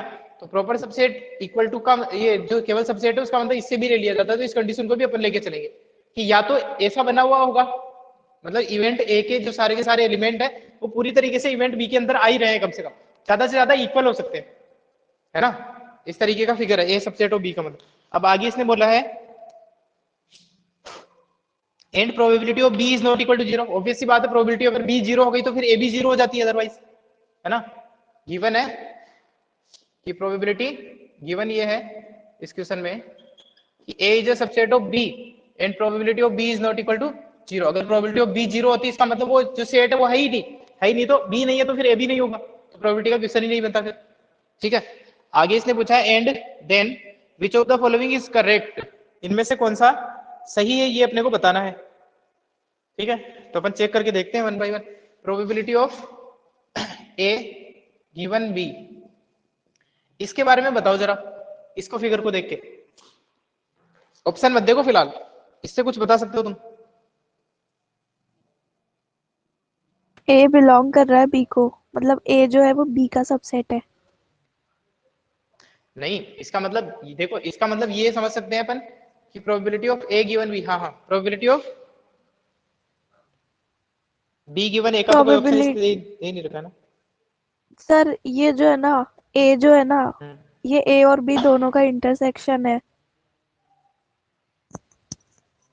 तो इनकी, नहीं सर, हम्म, नहीं आ रहा। नहीं ना? तो इसको इसको लिख सकता हूं मैं, probability of A intersection B upon probability of B. ठीक है, और ए और बी इंडिपेंडेंट है या ऐसा कुछ दे नहीं रखा इसमें, है ना? हाँ, हो जाएगा। अब देखो, probability of A given B ये है, तो इसकी वैल्यू ये आ जाएगी। यहाँ तक कोई प्रॉब्लम है? बोलो। No sir. ठीक है, तो अब एक बात बताना, ये जो ए इंटरसेक्शन बी है, इस डायग्राम को या उस डायग्राम को देखते हुए इस ए इंटरसेक्शन बी को क्या लिख सकते हो तुम? P probability A. Of A. ए लिख सकते हो, ठीक है ना, अपॉन प्रोबेबिलिटी ऑफ बी, ये आ जाएगा। पहला ऑप्शन ही इतना आ गया करेक्ट अपने है। पास में? हाँ, करेक्ट ही है पहला ऑप्शन मतलब ये कहाँ तो। करेक्ट हो गया? ये सर पी पहला B option upon P A है। उल्टा है, उल्टा है, उल्टा है। यहाँ पे लिख देंगे हाँ, since A is a subset of B, इसलिए अपन ने इस वाली कंडीशन का यूज कर लिया। Therefore A intersection B is equal to A, ये अपन ने यूज किया है। तो अपने पास में आ गया probability of A given B is equal to probability of A upon probability of inter B, equation B. Number 1। अब क्योंकि अपने को पता है कि प्रोबेबिलिटी ऑफ बी जो है वो जीरो नहीं है, जीरो नहीं है तो क्या है, लेस देन इक्वल टू 1 है। बोलो, यस सर। कैसे पता चला लेस देन इक्वल टू 1 का? नेगेटिव में तो हो ही नहीं सकता। हाँ, क्योंकि प्रोबेबिलिटीज नेगेटिव तो वैसे ही नहीं होती है और एक से ज्यादा भी नहीं होती है, और जीरो इसने पहले से ही बोल दिया कि जीरो नहीं है, तो लेस देन इक्वल टू 1 तो होगी ना, क्योंकि प्रोबेबिलिटीज हमेशा 0 से 1 के बीच में होती है। तो ये बात आ गई समझ में? बोलो। Yes sir. तो यहां से अपन प्रोबेबिलिटी ऑफ बी की वैल्यू उठा के रख सकते हैं इस वाली इक्वेशन से। यहां से प्रोबेबिलिटी ऑफ बी की वैल्यू क्या हो जाएगी, यहां से प्रोबेबिलिटी ऑफ बी की वैल्यू निकालना है मेरे को, तो ये हो जाएगी probability of A A upon upon probability of probability A of given B. B. इसको ए बोलो गिवन इक्वेशन बी। नंबर 1, और इसकी वैल्यू उठा के यहाँ पे रखो, तो ये आ जाएगा probability of A upon probability of A given B less than equal to 1। काफी सही क्वेश्चन दिया इसने एक्सरसाइज के लास्ट में भी जाके। तो ये हो जाएगा probability of A less than equal to probability of A given B. अब देखो कौन सा ऑप्शन है।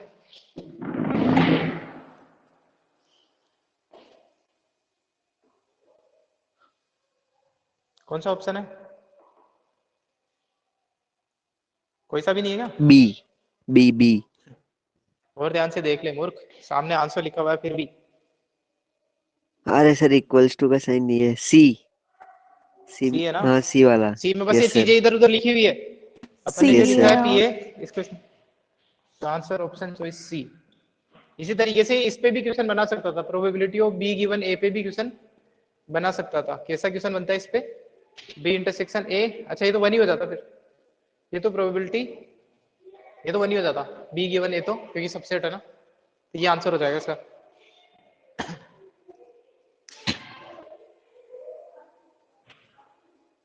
ठीक है, तो इसकी क्वेश्चन तो बाकी तुम ट्राई करना, अपन थोड़ी सी देर रैंडम वेरिएबल पे डिस्कस करते हैं, 10-15 मिनट, 10-12 मिनट बताऊंगा नहीं, लिखवाऊंगा भी कुछ नहीं, बस समझ में आ जाएगा, ताकि अगली क्लास में जो अपना एक्सप्लेनेशन का टाइम है वो मिल जाएगा। तो केवल कहानी सुननी है अगले 10 मिनट, 10-15 मिनट, कि क्या होता है रैंडम वेरिएबल, ताकि जब संडे को तुम जाओ तो थोड़ा पता करके जाओ कि क्या होता है, ताकि अगली क्लास में जब अपन आए तो डायरेक्ट डिस्कस ही कर सके इसका स्क्रीनशॉट ले लिया। लास्ट के दोनों क्वेश्चन भी अच्छे थे, 13-14 भी, एमसीक्यूज भी काफी दमदार है कई चैप्टर के। तो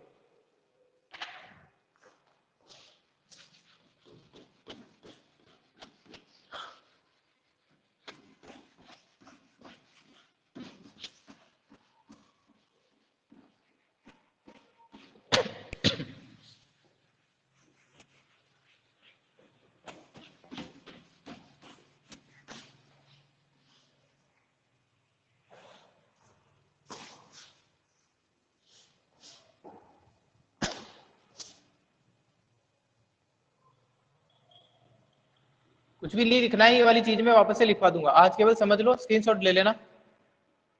रैंडम वेरिएबल, जैसे फॉर एग्जांपल लेट सपोज कोई भी एक x है ना, ये जो x है कैपिटल X, ये रिप्रेजेंट कर रहा है x denote number of heads in experiment tossing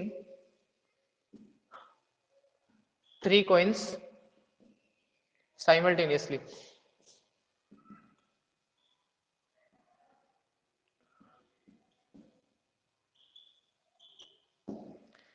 आवाज तो आ रही है तुम दोनों को? गायब मत हो जाना, काफी इंपॉर्टेंट चीज है, बता दो एक बार दोनों आ को रही आवाज आ है रही है। सर, आ रही है।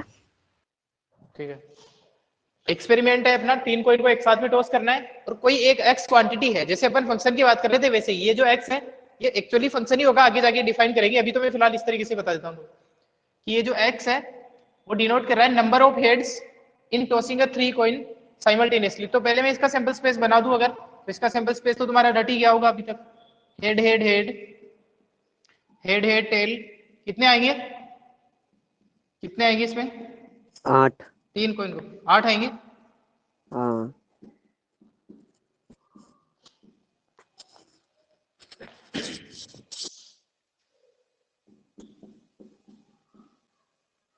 Tell tell tell. अब देखो ये है सैंपल स्पेस, और अब आपका x जो है वो डिनोट कर रहा है number of heads in 3 coins.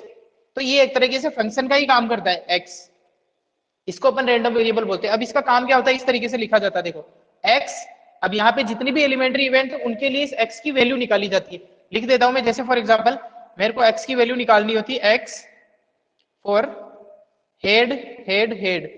ध्यान रखें जो इवेंट है उसको लिखने का तरीका हमेशा जो अपना सेट होता है उसके फॉर्म में लिखा जाता है। यहाँ पे भी एक्चुअली ये जो लिखा हुआ है ना तुम्हारे सामने, ये इस तरीके से एलिमेंट्री इवेंट थी, है ना, बट मैं इसको सिंपली ऐसे भी लिख देता हूँ यहाँ पे, हेड हेड हेड।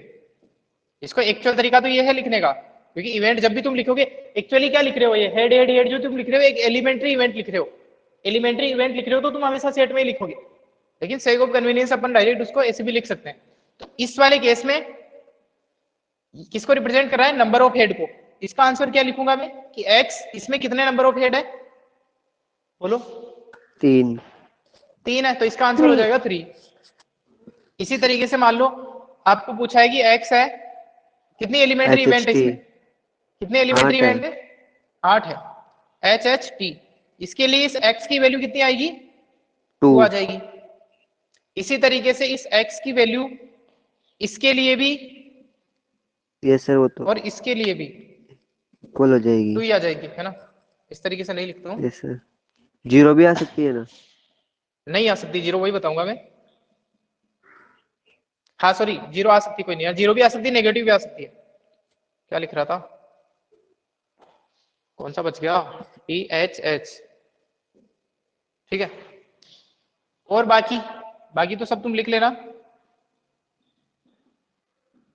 कितने हैं, 3 है, ठीक है ना।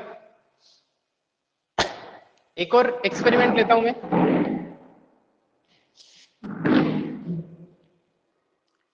इस बार x जो है वो डिनोट कर रहा है, सर इसमें 0 होंगे ना ट्रिपल टी वाले में? हाँ हेड कहाँ है इसमें? इसमें तो हाँ टेल ही सॉरी है ना हाँ सॉरी, तीनों। हेड 0 है, हेड 0 है ना। एक और एक्सपेरिमेंट अपन लेते हैं, तो एक्सपेरिमेंट को सुना ध्यान से। अपन क्या कर रहे हैं कि 2 डाइस को एक साथ में थ्रो कर रहा हूं, 2 डाइस को एक साथ में थ्रो करने पे ये जो x है वो बता रहा है मेरे को डिफरेंस, या फिर ये बता रहा है मेरे को digit on first die minus digit on second die. ये कुछ भी चीज को रिप्रेजेंट कर सकता है कुल मिला के, किसी नंबर को। तो x जो है वो 2 डाइस को एक साथ थ्रो करने पे किसको रिप्रेजेंट कर रहा है, digit on first die minus digit on second die. तो आपके पास में जो सैंपल स्पेस है 2 डाइस को एक साथ थ्रो करने का, उसमें कितने होते हैं, कितने सैंपल पॉइंट होते हैं, बोलो? 36। 36 होते हैं। इन 36 में यस सर। 36 एलिमेंट्री इवेंट है। एलिमेंट्री इवेंट क्या होती है, कि उसके एक सैंपल पॉइंट को लेने पे जो इवेंट बनती है, तो 36 सैंपल पॉइंट है, तो 36 ही एलिमेंट्री इवेंट है। तो उन हर एलिमेंट्री इवेंट के लिए अपन इस x की वैल्यू निकाल सकते हैं। फॉर एग्जाम्पल मैं तुम्हें पूछूं कि 1,1 ये जो एलिमेंट्री इवेंट है, इसके लिए x की वैल्यू क्या है?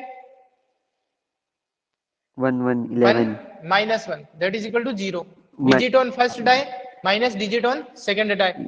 अगर मैं तुम्हें माइनस पूछूं लिखा था क्या यहाँ 1,2 पे? के लिए, यस माइनस लिखा है सर। ना, हाँ, इसके लिए क्या हो जाएगा?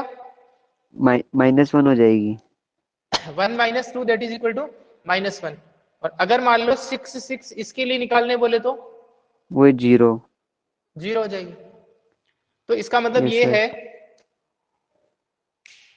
कि ये जो एलिमेंट्री इवेंट है, सिंपल स्पेस जो है, ये जो रैंडम वेरिएबल है अपना, वो एक फंक्शन की तरह काम करता है।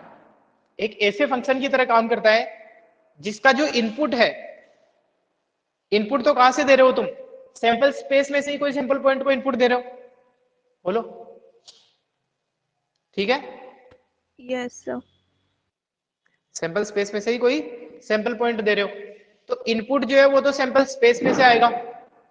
इसका मतलब इस फंक्शन का जो डोमेन है, डोमेन क्या होता है? जिस सेट में से अपन इनपुट देते हैं, तो जो डोमेन है वो तो आपका सैंपल स्पेस ही है। बट जो कोडोमेन है, कोडोमेन क्या है?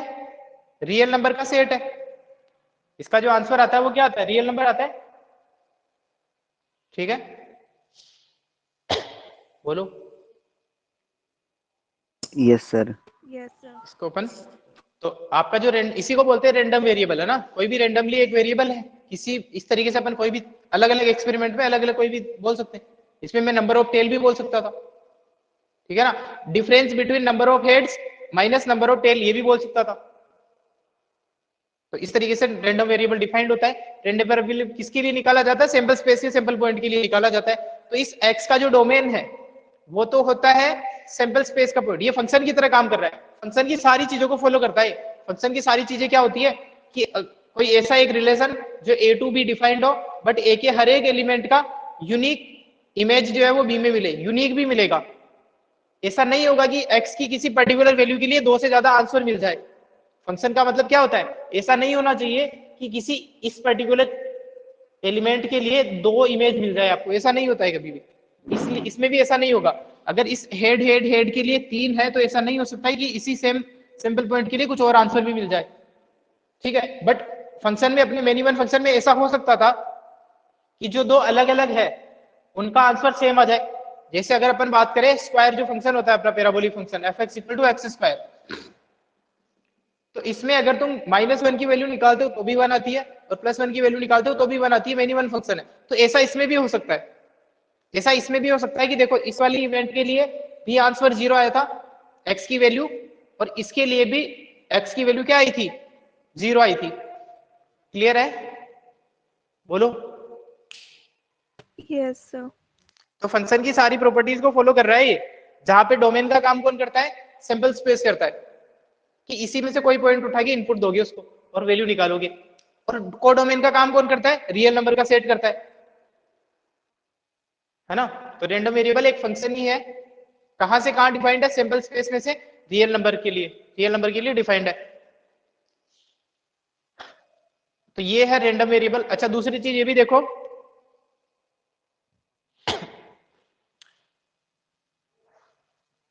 अपन प्रोबेबिलिटी भी निकाल सकते हैं इस तरीके से। प्रोबेबिलिटी की अपन बाद में बात करेंगे। तो ये रैंडम वेरिएबल समझ में आ गया फिलहाल के लिए? Yes sir. Yes sir. थोड़ा बहुत है ना। बाकी जो यस प्रॉपर्टीज है सर। सारी, डोमेन, इसका डोमेन क्या होता है ये लिखवा दूंगा मैं। फिलहाल के लिए इसका स्क्रीनशॉट लो और इसको, जो बुक है तुम्हारी उसमें से कुछ चीजें समझने की कोशिश करना। रैंडम वेरिएबल वाली जो थ्योरी लिखी हुई है थोड़ी पढ़ने की कोशिश करना। और जैसे अपन फंक्शन में लिखते थे कि जैसे ये फंक्शन है तुम्हारा f, हाँ ये चीज बता रहा हूं मैं, कि जैसे ये f1 है, ये वाला फंक्शन है f(x = x²), तो f2 इक्वल टू जो ये 4 आया है, यहाँ पे ये 4 क्या कहलाता है? इस फंक्शन की वैल्यू कहलाती है। Value of the function 8x = 2 = 4, ऐसे ही बोलता हूं मैं। बोलो। अगर यस मान लो सर। फंक्शन f(x = x² है, तो मैं जो f2 = 4 लिखता हूं, तो ये क्या है? ये वैल्यू ऑफ द फंक्शन है। 8x = 2 है, इसी तरीके से इस रैंडम वेरिएबल की वैल्यू क्या है इस जगह पे, बोलो।